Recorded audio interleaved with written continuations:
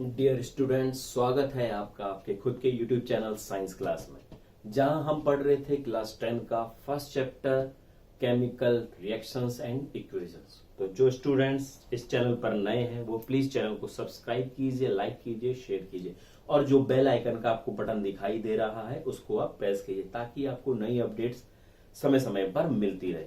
तो चलो हम स्टार्ट करते हैं केमिकल रिएक्शन। ये पार्ट 3 है केमिकल रिएक्शंस का। अच्छा, अब इस केमिकल रिएक्शंस और इक्वेशन के अंदर इसमें 3 टर्म्स हैं। पहले मेन जो डेफिनेशन के फॉर्म में आपको याद रखने, कभी पूछ लेगा एक नंबर में। पहला केमिकल चेंज, दूसरा केमिकल रिएक्शन और तीसरा है आपका केमिकल इक्वेशन। केमिकल चेंज क्या होता है कि एक ऐसा चेंज जिसके अंदर न्यू सब्सटेंस, सब्सटेंस का मतलब कोई नई चीज बनती है, उसको हम बोलते हैं केमिकल चेंज। दूसरा आता है आपका केमिकल रिएक्शन।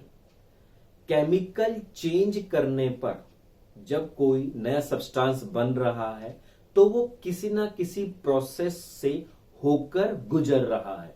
तो वो प्रोसेस जिसके कारण केमिकल चेंज हो रहा है उस प्रोसेस को हम केमिकल रिएक्शन बोलेंगे।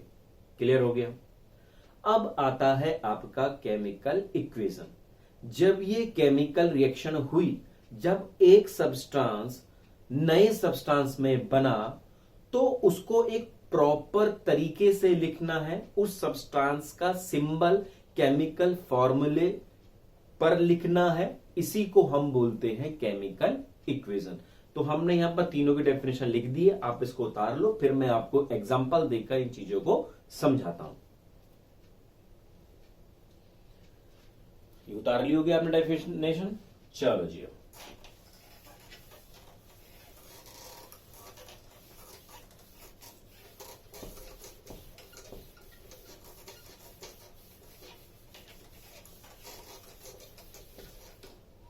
अब समझने के लिए हमारे पास एक पेपर था, एक कागज था, ये एक सब्सटेंस है। जब इस कागज को हमने जला दिया तो क्या अब कागज कागज रहा? नहीं रहा। अब वो कोई और नया सब्सटेंस बन गया है। तो ये क्या हो गया? एक केमिकल चेंज हो गया। मतलब जो एक पहले कागज था अब वो जल गया है, जलने के बाद वो राख और गैस में चेंज हो गया है। तो इसको हमने क्या बोल दिया? केमिकल चेंज बोल दिया। अच्छा, अब इस केमिकल चेंज में एक प्रोसेस यूज हुई। हमने उसको क्या किया था? कागज को जलाया था, बर्न किया था। तो ये एक बर्निंग प्रोसेस मतलब केमिकल रिएक्शन हो गई। अच्छा, अब इसको इक्वेशन की फॉर्म में कैसे लिखेंगे? इक्वेशन की फॉर्म में लिखने के लिए आप पहले ये याद रखो, अगर हम किसी भी चीज को जला रहे हैं, जो भी बर्निंग प्रोसेस, मतलब जैसे अगर मैं कपड़ा जला रहा हूं, कागज जला रहा हूं, कोई भी लकड़ी जला रहा हूं, कोयला जला रहा हूं, इसका मतलब उसके अंदर जो मौजूद है एक एटम जिसका नाम होता है कार्बन, वो कार्बन जल रहा है। क्लियर? ये याद रहेगा। इसको मैं एक डेफिनेशन इक्वेशन फॉर्म में लिख दूं। मैंने एक पेपर लिया था, पेपर को मैंने बर्न किया तो हमको क्या मिलेगी? एक हमको मिलेगा ऐश, है ना, राख मिलती है, और प्लस कोई ना कोई क्या निकलेगी? गैस निकलती है, निकलता ना, कार्बन का धुआं निकलता है। तो अब इन चीजों को देखो आप। पेपर के अंदर एक एटम छिपा हुआ होता है जिसका नाम है कार्बन। जब भी हम किसी चीज को जला रहे हैं, बर्न कर रहे हैं, तो उस बर्न करने के से कौन सी गैस से रिएक्शन हो रही है? ऑक्सीजन से। आपको ये पता होना चाहिए कोई भी चीज जलने में कौन सी गैस हेल्प करती है? ऑक्सीजन गैस करती है। तो इसलिए जहां पर भी बर्निंग प्रोसेस हो रही है, जहां पर भी जलाया जा रहा है, तो वहां पर डायरेक्ट ऑक्सीजन गैस O2 से रिएक्शन हो रही है। अगर मैंने बोला मैं पेंसिल जला रहा हूं तो पेंसिल प्लस ऑक्सीजन। मैंने बोला मैं कपड़ा जला रहा हूं तो कपड़ा प्लस ऑक्सीजन। मैंने कहा किसी की डेड बॉडी जला रहे हैं तो dead body plus oxygen. Clear हो गया? तो बर्न मतलब जलाना, मतलब ऑक्सीजन। तो कार्बन, ऑक्सीजन गैस। अच्छा, अब इसके सिंबल की फॉर्म में लिखेंगे हम, इसे बताता हूं मैं कैसे। तो क्या बन गया? CO2 gas, carbon dioxide gas बनती है। अब इसको प्रॉपर कार्बन को हम क्या लिखते हैं? सिंबल की फॉर्म में C प्लस O2 और ये हो गया आपका CO2। क्लियर?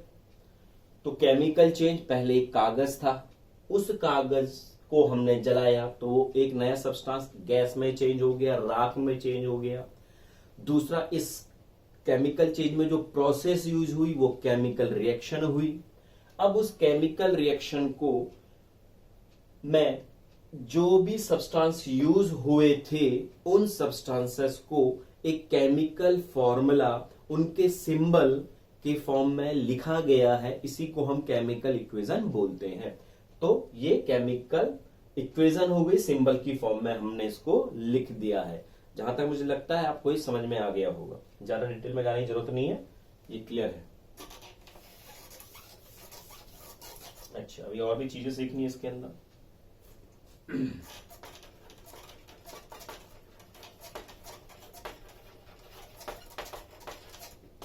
अब हम चाहे इसको केमिकल इक्वेशन बोले या केमिकल रिएक्शन बोले, दोनों का मतलब एक ही होगा अब, क्योंकि अब हमने समझा दिया तो उसको अब एक ही तरीके से समझ के चलना।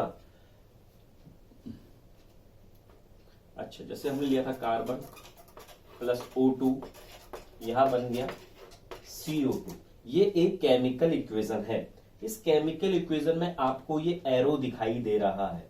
इस एरो के दो पार्ट होते हैं, एक हेड पार्ट होता है, हेड, और एक होता है टेल पार्ट। तो जो हेड पार्ट होता है जहां की ओर वो आगे की ओर दिखा रहा है, इतने हिस्से को हम बोलते हैं प्रोडक्ट, और जो एरो के टेल वाला पोर्शन होता है उसको हम बोलते हैं रिएक्टेंट। क्लियर हो गया? तो यहां पर जो रिएक्टेंट है वो है आपका कार्बन और दूसरा ऑक्सीजन, और यहां पर जो आपका प्रोडक्ट है वो है कार्बन डाइऑक्साइड, जहां पर आपको केवल एक ही प्रोडक्ट दिखाई दे रहा है, कार्बन डाइऑक्साइड। ऐसा नहीं है कि प्रोडक्ट केवल एक ही हो, बहुत सारे प्रोडक्ट भी हो सकते हैं, एक भी हो सकता है, दो भी हो सकते हैं, तीन भी हो सकते हैं। ऐसे ही कार्बन और O2 है, यहाँ पर दो रिएक्टेंट आपको दिखाई दे, रिएक्टेंट दो भी हो सकते हैं, तीन भी हो सकता है और एक भी हो सकता है। तो एग्जांपल ले लेते हैं जरा और।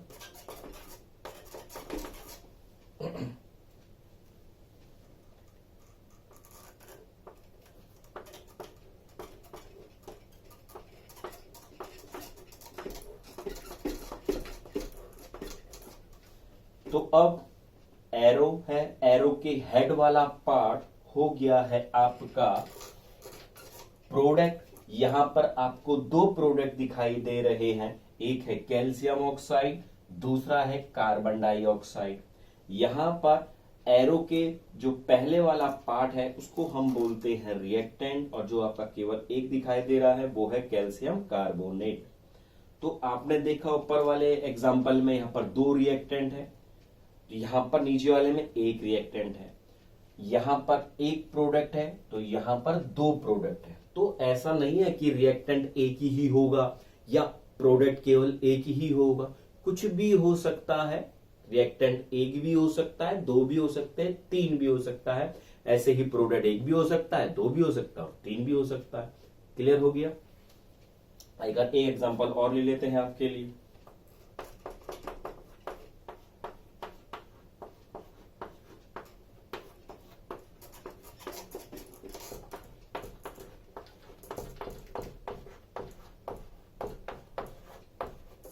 अब आप यहां पर देखिए, यहां पर लेड नाइट्रेट एरो, एरो के टेल वाला हिस्सा रिएक्टेंट, एरो के हेड वाला पोर्शन आपका प्रोडक्ट। यहां प्रोडक्ट है तीन, एक दो तीन, लेड ऑक्साइड, नाइट्रोजन डाइऑक्साइड और ऑक्सीजन गैस।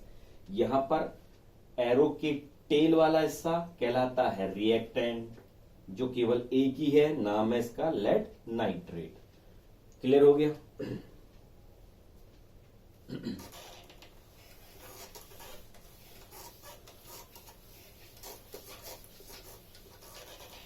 तो अब आपको ये समझ में आ गया है कि केमिकल रिएक्शन के अंदर कौन रिएक्टेंट होता है और कौन प्रोडक्ट होता है। अब आपके लिए कुछ होमवर्क आप खुद करेंगे, जिसे जहां आपने बताना है कौन रिएक्टेंट है और कौन प्रोडक्ट है। ये याद रखना है बच्चों आपने।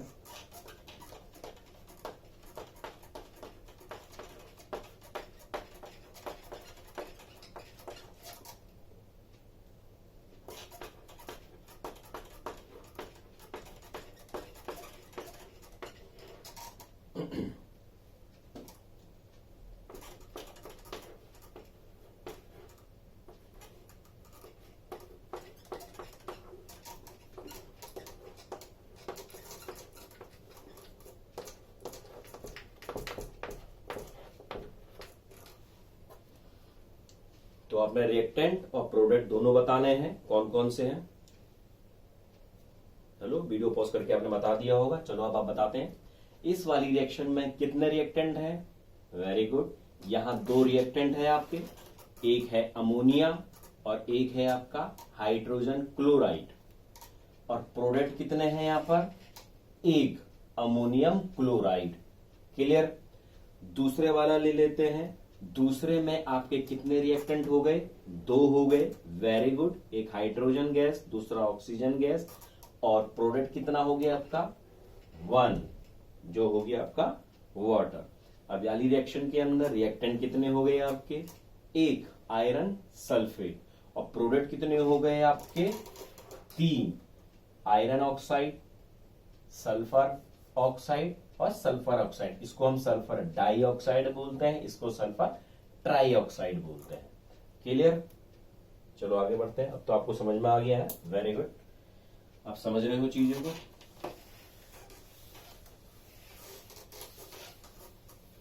अब हम इसके मेन पार्ट में जा रहे हैं, जहां हम पढ़ने जा रहे हैं types of chemical reactions. Types of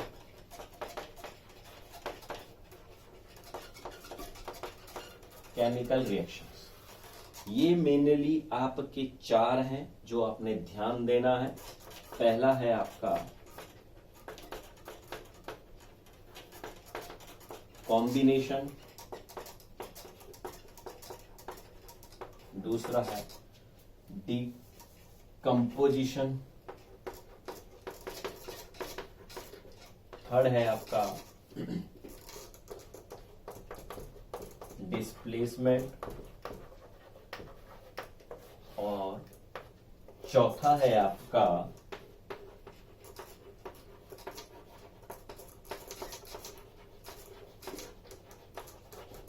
double displacement reaction.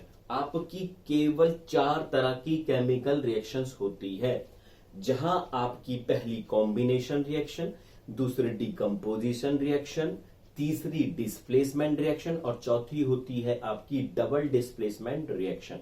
ये 4 आपकी मेन टाइप्स ऑफ रिएक्शन है। अब इसके अलावा और भी बहुत सारी रिएक्शंस है, पर वो टाइप्स ऑफ रिएक्शन में नहीं आएगा, वो अब अलग तरह के में आएगा, मतलब इनके पार्ट्स में उसको बोल सकते हो। तो अब उनको ध्यान रखना, आपने जो पढ़ना है इनके अलावा,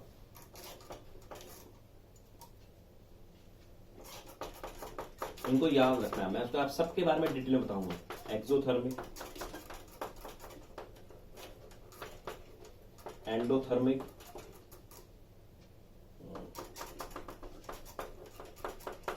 ऑक्सीडेशन, रिडक्शन,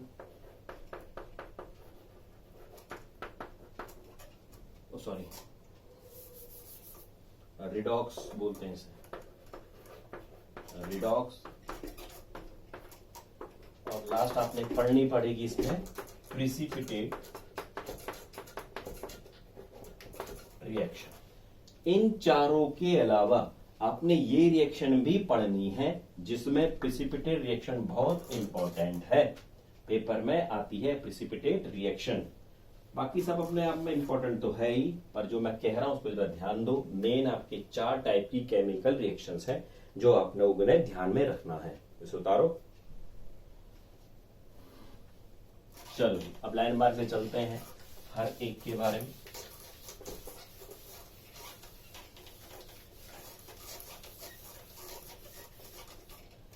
तो सबसे पहले हम आए आपकी कॉम्बिनेशन रिएक्शन में। सबसे फर्स्ट रिएक्शन आपने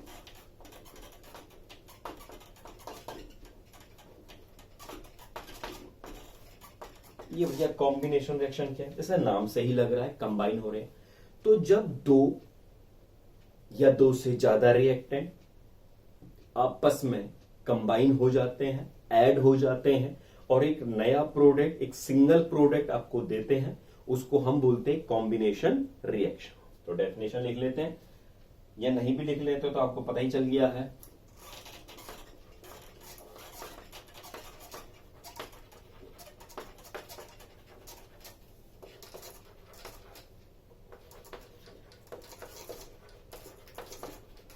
तो when two or more than two reactants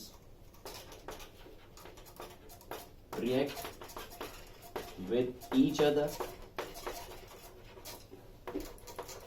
and form a new product is called कौन सी reaction? Combination reaction.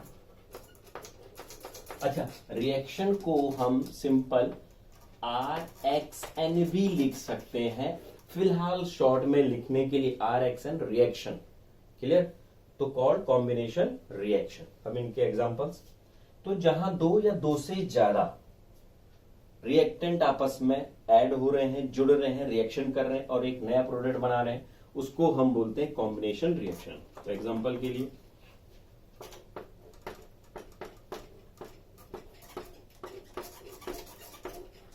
Hydrogen gas, oxygen gas क्या बना रहा है आपका? Hydrogen oxide. ये एक्चुअल में वाटर का फॉर्मूला भी होता है। देखो, दो रिएक्टेंट हैं, आपस में ऐड हो रहे हैं और एक सिंगल प्रोडक्ट बना रहे हैं, वाटर H2O। दूसरा ले लेते हैं,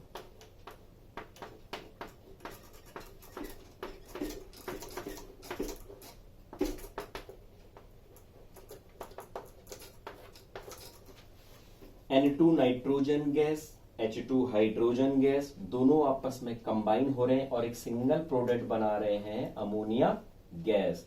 ये क्लियर हो गया आपको?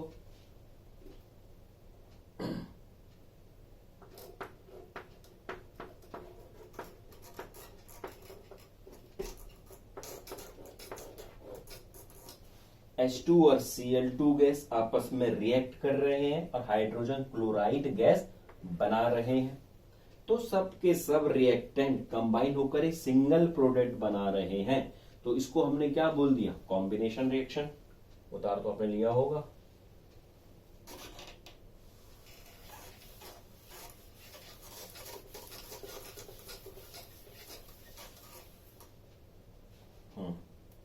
अब कुछ और एग्जांपल, हमारी बुक का एग्जांपल लेते हैं, जरा सा इंपॉर्टेंट है।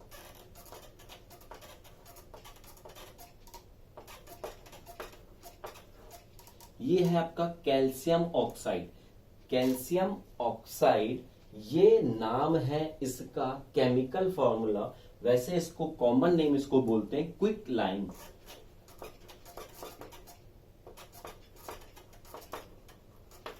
ये याद रखना, जब क्विक लाइम को हमने पानी के साथ रिएक्ट कराया तो आपका बन गया कैल्शियम हाइड्रोक्साइड।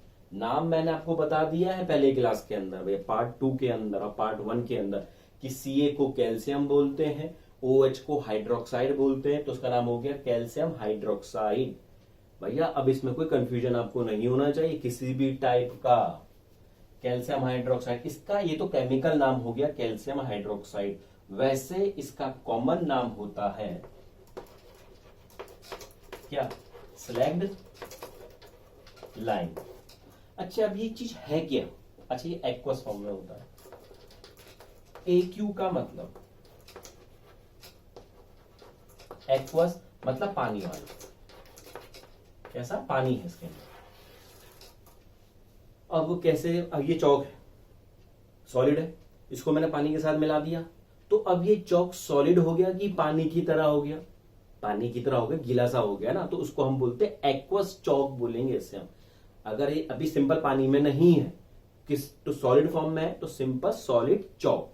पर जैसे ही हमने इसका चूरा करा और चूरा करने के बाद इसे पानी में मिला दिया, फिर इसका जो घोल बना उसे हमने बोल दिया एक्वस चौक। तो पानी में जो चीज घुल जाती है वो एक्वस हो जाती है, पानी में जो चीज डिजोल्व हो जाती है वो एक्वस हो जाती है, ये याद रखा। इसलिए हमने कैल्शियम हाइड्रोक्साइड को एक्वस बोला। अब ये चीज समझ लो जरा सा, ये क्या बताया मैंने आपको। कैल्शियम ऑक्साइड क्या है?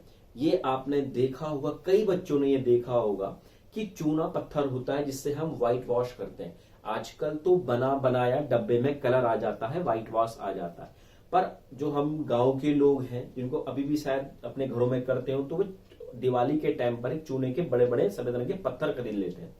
तो उन चूने को फिर हम कहाँ डाल देते हैं, पानी में डाल देते हैं। तो जो हम चूना पत्थर लेके आते हैं व्हाइट वॉश कराने के लिए, वो एक्चुअल में कैल्शियम ऑक्साइड होता है, क्विक लाइम होता है। ये याद रखना, ये क्विक लाइम होता है।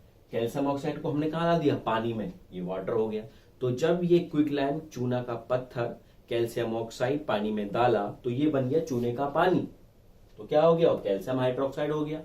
हुआ नहीं हुआ, कैल्शियम हाइड्रोक्साइड, जिसका एक कॉमन नेम है स्लैग्ड लाइम या लाइम वाटर हो गया। अब इसको क्या करेंगे, हमने पकड़ा ब्रश और ब्रश करके कहाँ कर दिया, व्हाइट वॉश कर दिया। इसे हम पुताई करना बोलते हैं। तो अब पुताई कर दी, व्हाइट वॉश कर दिया, क्लियर हो गया है ना। ये आपको ये भी समझना है कि यहाँ पर एक क्वेश्चन बन के आएगा, वो क्वेश्चन क्या है वो ध्यान देना है कि अब कैल्शियम हाइड्रोक्साइड, कैल्शियम हाइड्रोक्साइड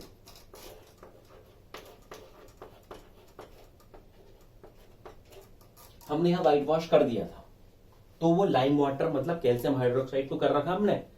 फिर आप देखोगे कि जब हम लोग व्हाइट वॉश करते हैं तो उस टाइम पर वो गीला रहता है, पर जैसे जैसे समय बीतता है एक दिन का, या हम उसको सुखाना स्टार्ट करते हैं, तो आपको उस दीवार पर एक अलग सी चमक सी दिखाई देती है। अब वो चमक क्या होती है, अब उस चमक को समझो। हमने बोला जो हमने व्हाइट वॉश कर दिया, कैल्शियम हाइड्रोक्साइड जो हमने लगा दिया, वो कैल्शियम हाइड्रोक्साइड दीवार पर लगा हुआ है। अब वो सूखने की तैयारी कर रहा है। सूखने की तैयारी के साथ वो एटमॉस्फेयर की कई गैसेस से रिएक्शन करने की कोशिश करेगा। तो अब एटमॉस्फेयर के अंदर ऑक्सीजन गैस भी है, नाइट्रोजन गैस भी है, और जो गैस हम एक्सहेल कर रहे हैं, सांस छोड़ रहे हैं, तो वह कार्बन डाइऑक्साइड गैस भी है। पर ये कैल्शियम हाइड्रोक्साइड जो हमने व्हाइट वॉश किया हुआ था, ये केवल एटमॉस्फेयर में कार्बन डाइऑक्साइड गैस से ही क्या करेगा, रिएक्शन करेगा। केवल कर दी कार्बन डाइऑक्साइड गैस से रिएक्शन जो एटमॉस्फेयर में थी, और इसने क्या बना दिया, कैल्शियम कार्बोनेट बना दिया। क्या बना दिया, कैल्शियम कार्बोनेट। प्लस पानी क्या हो गया, ये सूख गया ना, ड्राई हो गया, मतलब बाहर निकल गया पानी, H2O। तो ये क्या बन गया, कैल्शियम कार्बोनेट। यही कैल्शियम कार्बोनेट जो पुताई करते हैं सूखने के बाद, वो कैल्शियम कार्बोनेट बन जाता है, जो आपकी दीवार को एकदम चमकता हुआ दिखाई देता है। तो वो चमकीला, जो पता आपने देखा भी होगा कि जब हम दीवार को खरोचें तो एक सॉलिड सी लेयर निकलती है ना, सॉलिड सी परत जैसे निकलती नहीं निकलती है, तो वो क्या है, वो कैल्शियम कार्बोनेट है दोस्तों। ये कैल्शियम कार्बोनेट शाइनिंग अपीयरेंस देता है, चमक देता है गजब वाली, शाइनिंग अपीयरेंस देता है, चमक देता है भाई, और पानी बाहर निकल जाता है।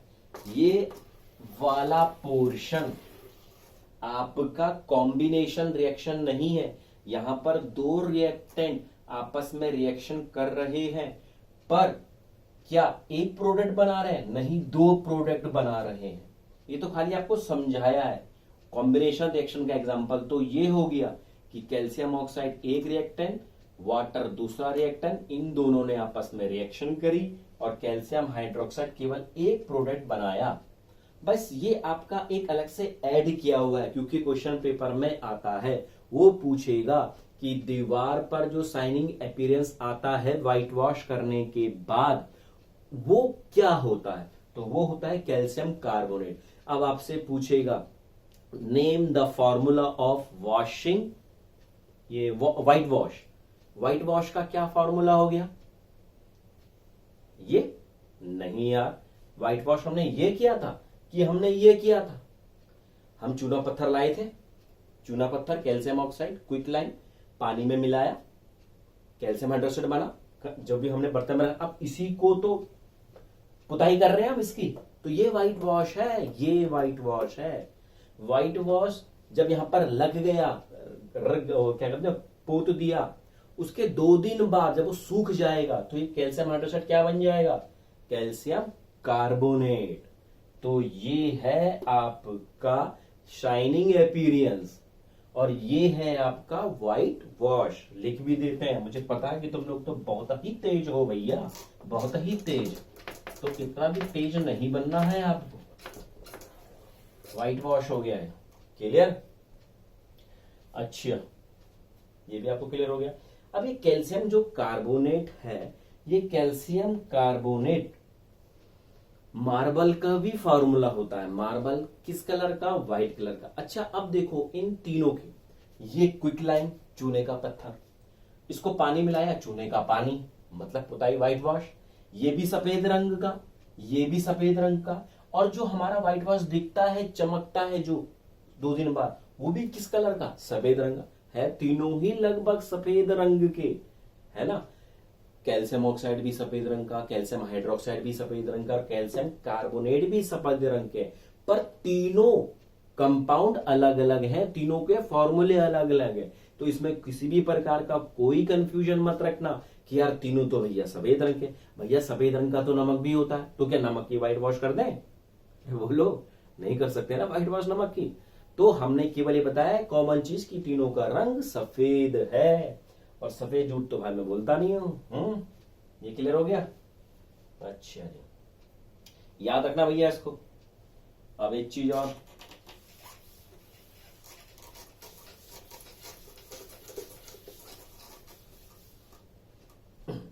तो और भी तरह से एग्जांपल लिख देते हैं हम आपके, किसके? कॉम्बिनेशन के ही।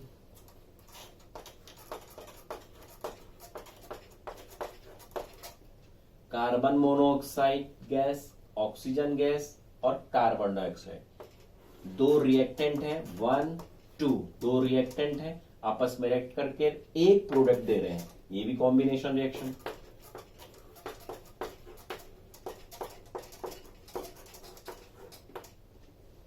दो रिएक्टेंट है, एक प्रोडक्ट है, ये भी क्या हो गया आपका?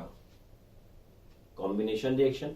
तो हम लोग ने ये देखा कि 2 या 2 से ज्यादा एलिमेंट या रिएक्टेंट आपस में रिएक्शन कर रहे हैं, तो क्या बना रहे हैं आपका? एक सिंगल प्रोडक्ट। इसी को हम बोलते हैं कॉम्बिनेशन रिएक्शन। तो आज हम इतना ही पढ़ते हैं, बाकी पढ़ेंगे हम सेकंड क्लास में, सॉरी इसके 4th पार्ट में, तो 3rd पार्ट था, आगे में पढ़ेंगे। तो बच्चों एक बार और चैनल को सब्सक्राइब करना ना भूले, शेयर करना ना भूले, और जो बेल आइकन का बटन है भाई उसको तो दबाना ही दबाना है, ताकि आपको पता चल सके कि कब हम अपनी नई वीडियो डालने जा रहे हैं। तो ओके, बाय बाय।